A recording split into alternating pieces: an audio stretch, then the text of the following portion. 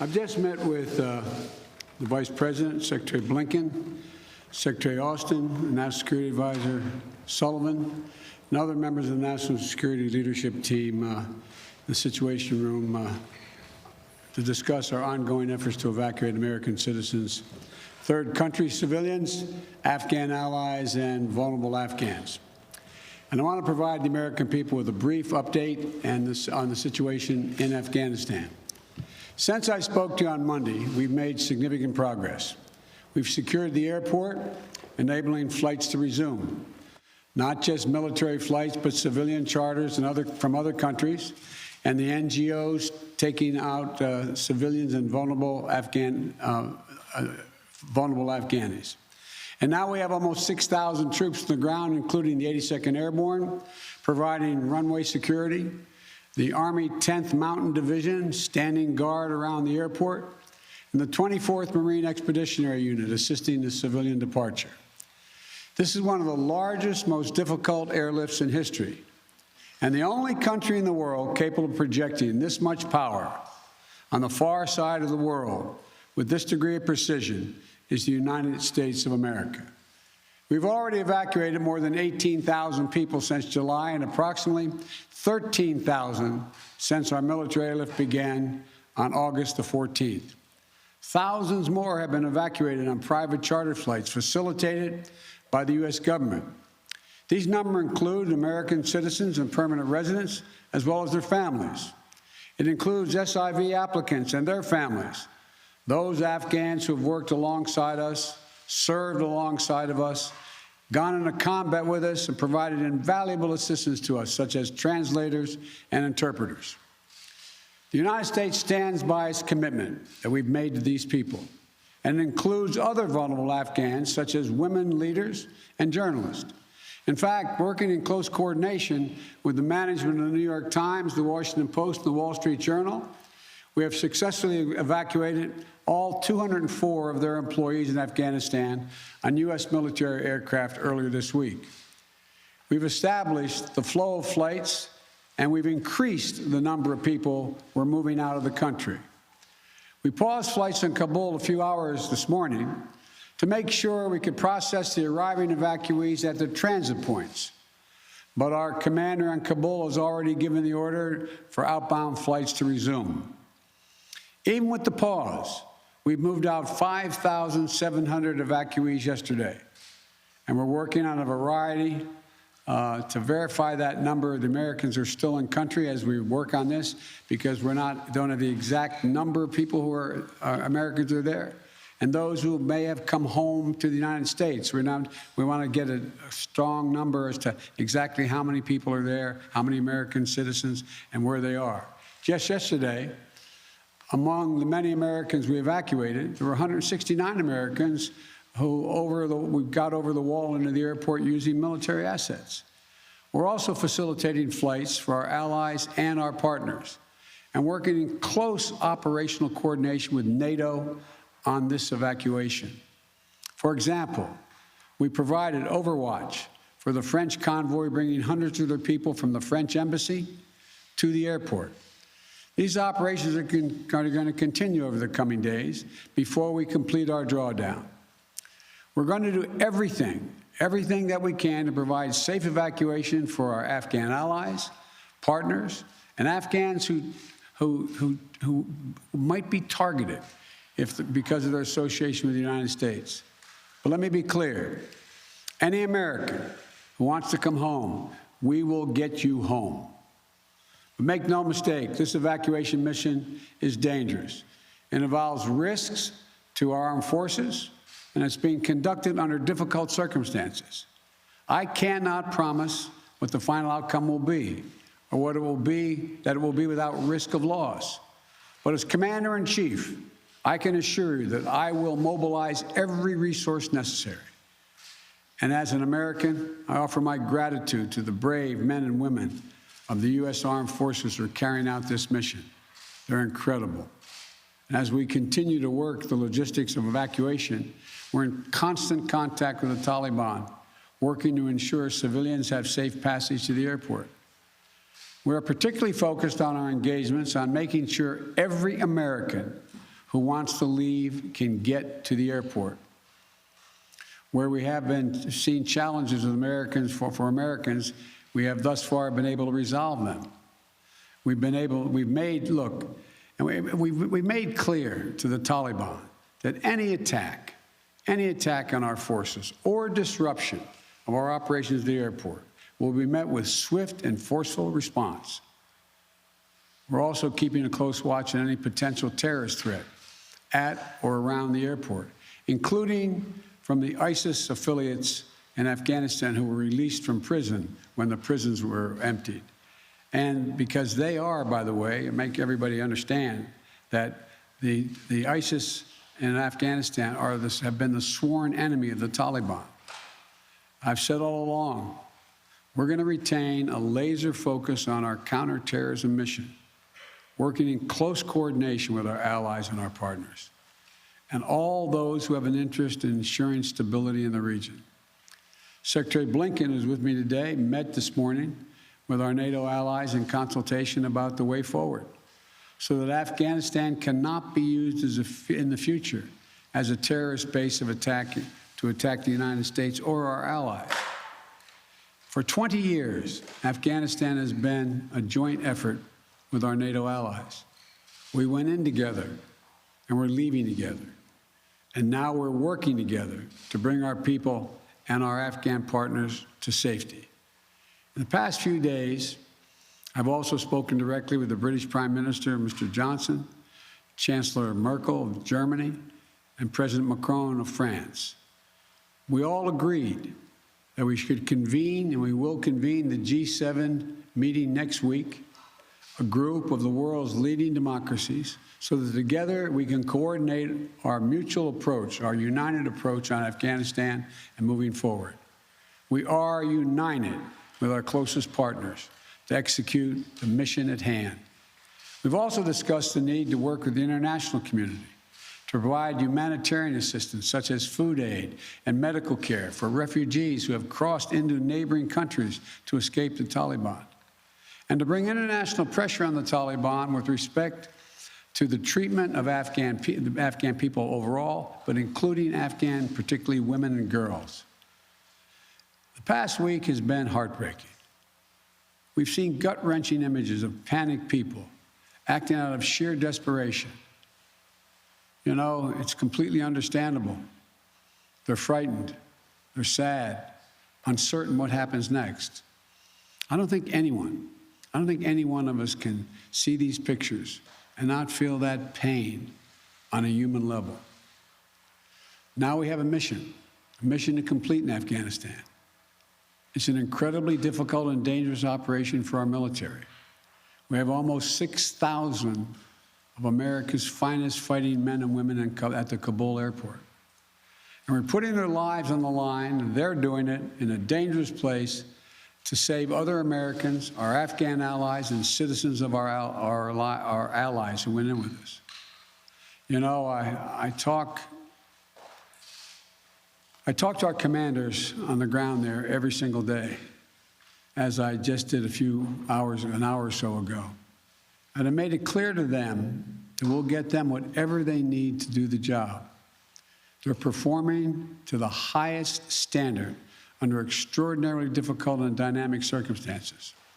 Our NATO allies are strongly standing with us, their troops keeping sentry alongside ours in Kabul, as is the case whenever I deploy our troops into harm's way. I take that responsibility seriously. I carry that burden every day, just as I did when I was vice president and my son was deployed to Iraq for a year. There'll be plenty of time to criticize and second guess when this operation is over. But now, I'm focused on getting this job done. I would ask every American to join me in praying for the women and men risking their lives on the ground in the service of our nation. As events evolve over the coming days, my team and I will continue to share the information and update the American people on exactly where things are.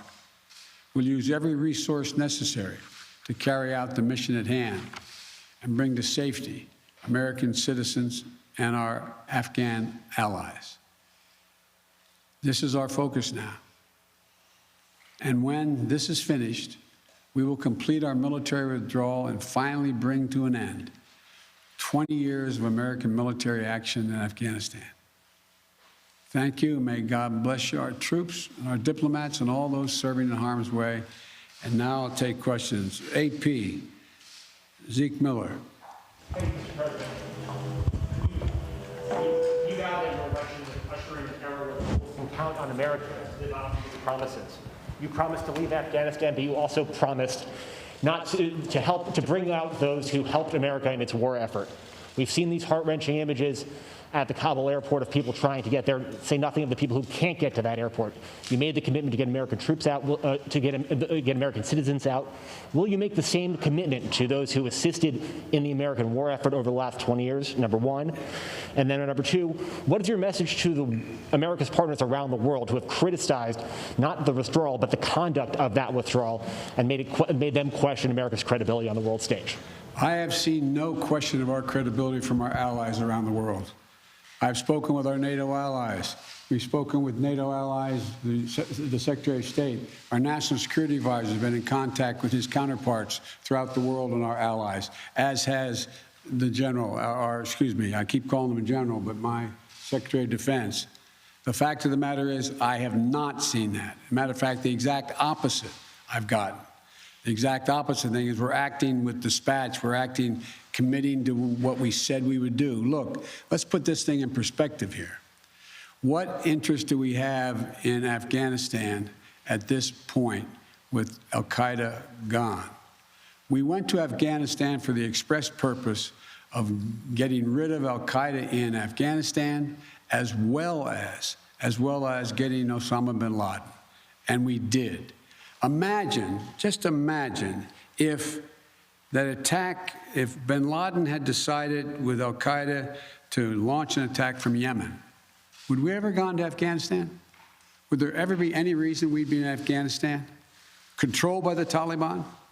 What is the national interest of the United States in that circumstance? We went and did the mission. You've known my position for a long, long time. It's time to end this war. The estimates of the cost of this war over the last 20 years range from a minimum of $1 trillion to a think tank at one of the universities saying $2 trillion. That's somewhere between $150 million a day and $300 million a day. The threat from terrorism has metastasized. There's a greater danger from ISIS and al-Qaeda and all these affiliates in other countries by far than there is from Afghanistan. And we're going to retain an over-the-horizon capability that if they were to come back to be able to take them out, surgically move. So this is where we should be. This is about America leading the world.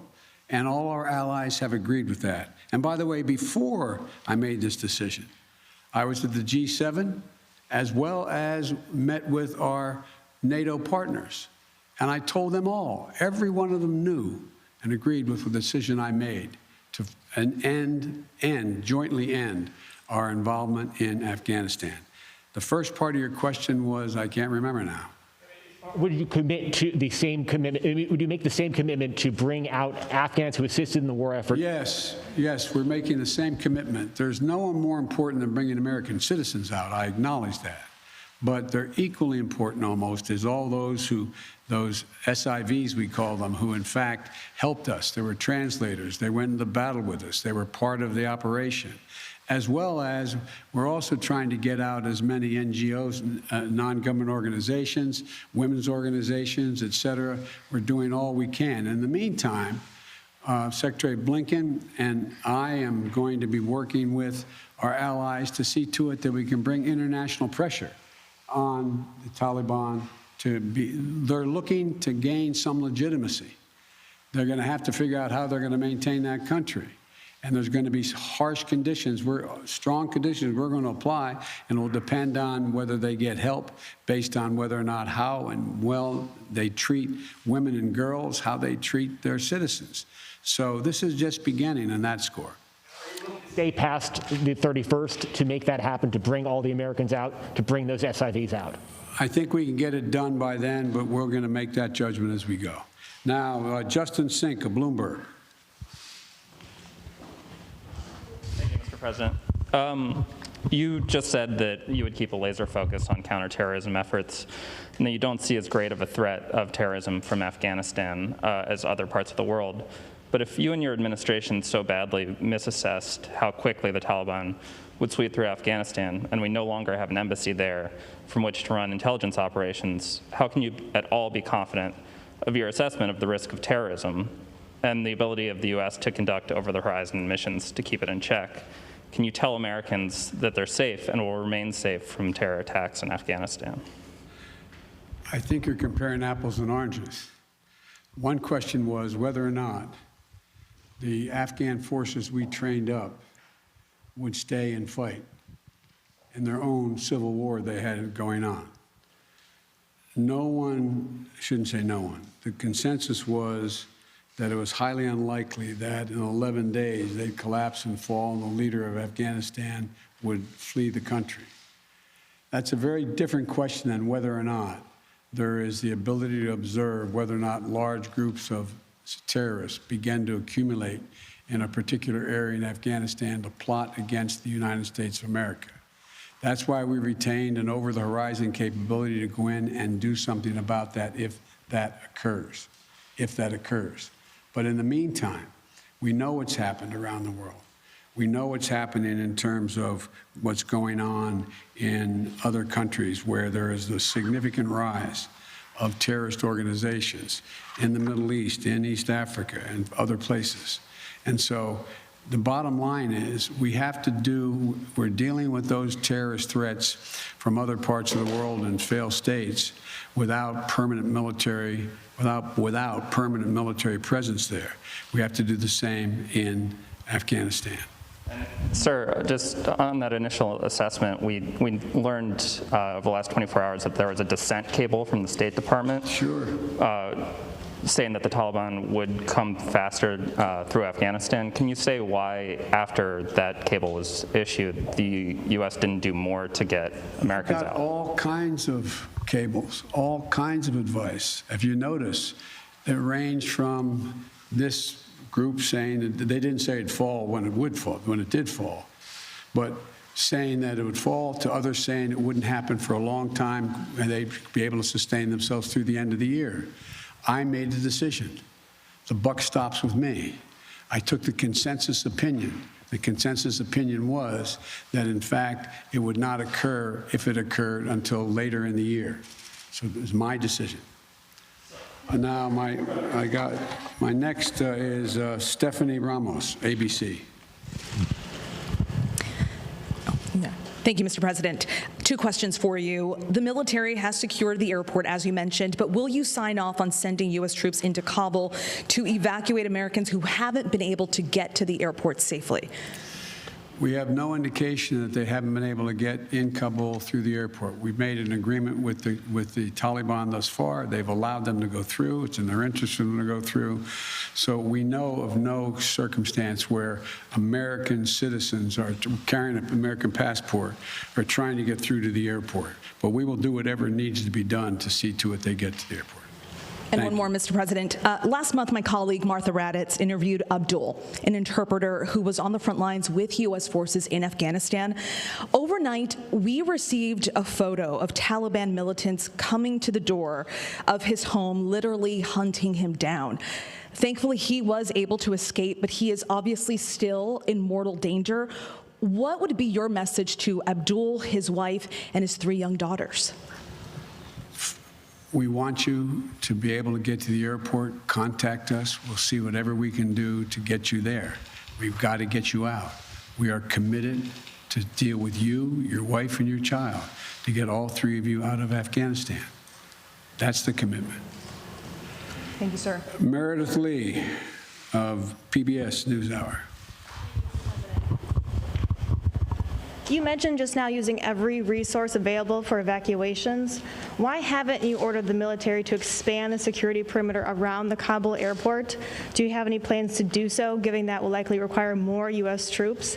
And are you considering rescue operations to recover Americans and Afghan allies stuck behind Taliban checkpoints? The answer is yes to the last question. We're considering every opportunity and every means by which we could get folks to the airport. That's number one. Number two, the reason why we have not gone out and started and set up a perimeter way outside the airport in Kabul is that it's likely to draw an awful lot of unintended consequences in terms of people who, in fact, are not part of the Taliban. We've been in constant contact with the Taliban leadership on the ground in Kabul, as well as the Taliban leadership at Dahou. And we've been coordinating what we were doing. That's why we were able, for example, how we got all of our embassy personnel out, how we got everyone out of the embassy safely. That was the distance. That's how we helped get the French out and out of their embassy. So the question remains, there will be judgments made on the ground by the military commanders at the moment, and that I cannot second guess each of those judgments to be made. But the idea of, again, let me get back to the fundamental point I made at the outset. When the decision was made by me that, and it was made some time ago, and I ran 4 presidents saying I wanted to get us out of Afghanistan. One of the things that is a reality is people now say to me and to others, and many of you say it on air, that why did we have to move because no Americans are being attacked?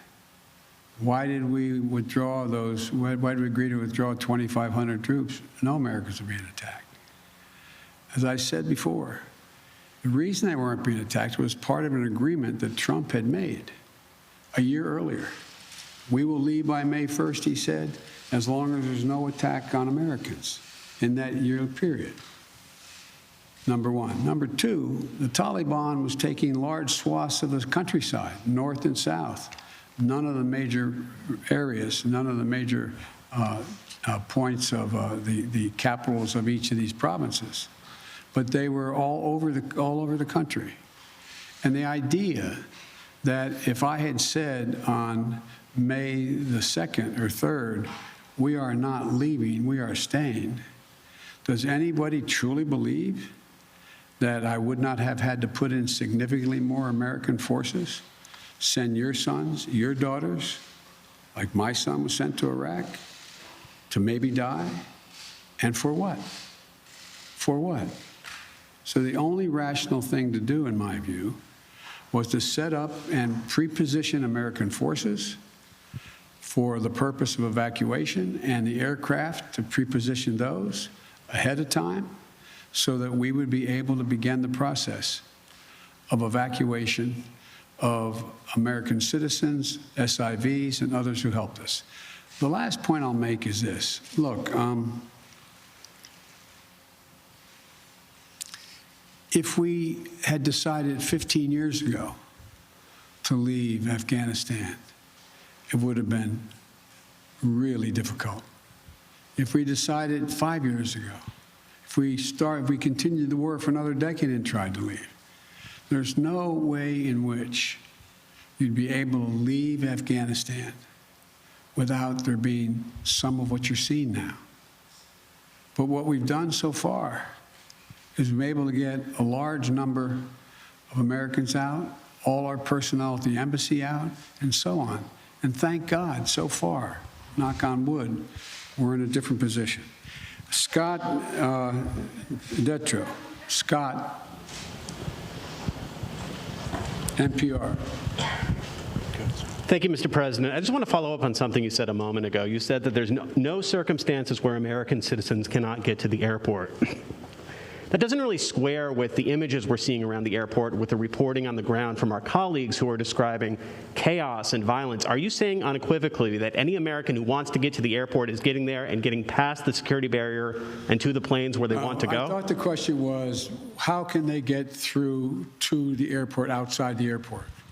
And the answer is, to the best of our knowledge, the Taliban checkpoints they are letting through people showing American passports. Now, that's a different question when they get into the rush and crowd of all the folks just outside the wall near the airport. That's why we had to, I guess, was it yesterday or the day before, we went over the wall and brought in, how many? 169 Americans. So it is a process to try to figure out how we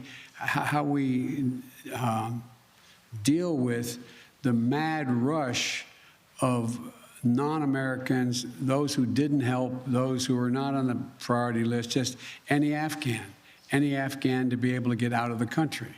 And so my guess is that no matter what, under what circumstances there's not a whole lot of Afghanis. There's a whole lot of Afghanis that just as soon come to America, whether they're any involvement with the United States in the past at all, rather than stay under Taliban rule or any rule. So what I was saying is that we have an agreement that they will let pass through the checkpoints that the Taliban control, let Americans through. But given this, given the negotiations with the Taliban, the scenes that we're seeing, can you just fully explain why the plan wasn't to go ahead with these evacuations of both Americans and allies before the drawdowns began, before Bagram was closed, looking back several months? Because whether it was now or several months from now, there seems to be a broad consensus that the Taliban would make these gains and these would be needed at some point. Well, yeah, at some point. But the point was that although we were in contact with the Taliban and Doha for this whole period of time, that some point wasn't expected to be the total demise of the Afghan National Force, which was 300 persons. Let's assume the Afghan National Force had continued to fight and they were surrounding Kabul. Be a very different story. Very different story. But the overwhelming consensus was that they were not going to collapse. The Afghan forces, they were not going to leave. They were not going to just abandon and then put down their arms and take off. So that's what happened. Thank you very, very much. Thank you. Why do you continue to trust the Taliban, Mr. President?